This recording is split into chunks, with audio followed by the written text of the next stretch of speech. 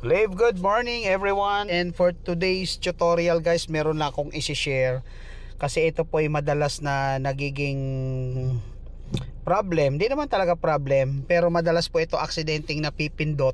Merong mahiwagang button na hindi nyo po dapat pinipindot, especially po kung gusto ninyo ang income ninyo ay nasa credit wallet po. Okay, ito guys, no, so ito po yung makikita sa my earnings. Pag pumunta kayo sa my earnings, under credit wallet, may makikita po kayong button dyan, yung nakalagay transfer to earnings. Okay, kaklaruhin ko po ha, kung kayo po ay ang preference nyo or gusto nyo po yung income ninyo ay nasa credit wallet po, please wag nyo po yung pindutin.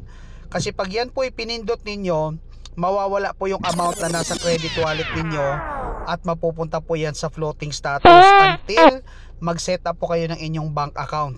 Okay, ibig sabihin, pinipindot lang po yan pag yung income nyo po ay gusto nyo po na mapunta sa inyong bank account, debit card, or savings account, or sa cryptocurrency.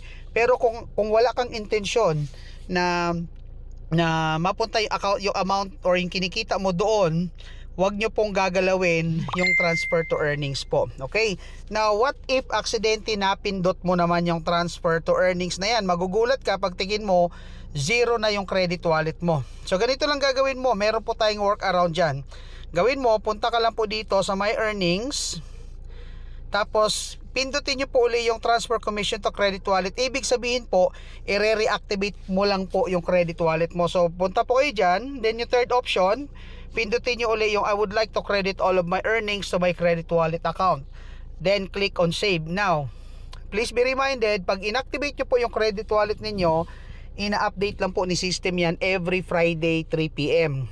So kung may nawala pong earnings dyan sa credit wallet ninyo kasi aksidente ninyong napindot yung transfer to earnings, wala po kayong choice kundi hintayin po na i-update ni system at ibalik yung credit wallet ninyo sa Friday. Doon lang po uli siya magre-reflect sa account ninyo, at pag nag-reflect po yan, doon nyo lang po uli magagamit yung inyong credit wallet. Okay, so again, pakiusap po, kung wala po kayong intensyon na i-set up muna ang inyong bank account, please wag nyo pong pindutin uli yung naka-blue na transfer to earnings. Okay, at ayan, nakapag-share tayo kung ano yung dapat ninyong iwasan at ano naman po yung kailangan ninyong gawin just in case mapindot nyo po ito. Alright, so I hope may natutunan tayo kahit maiksi lang, na nagsasabing we all deserve a great life with Live Good. So once again, see you at the top. God bless.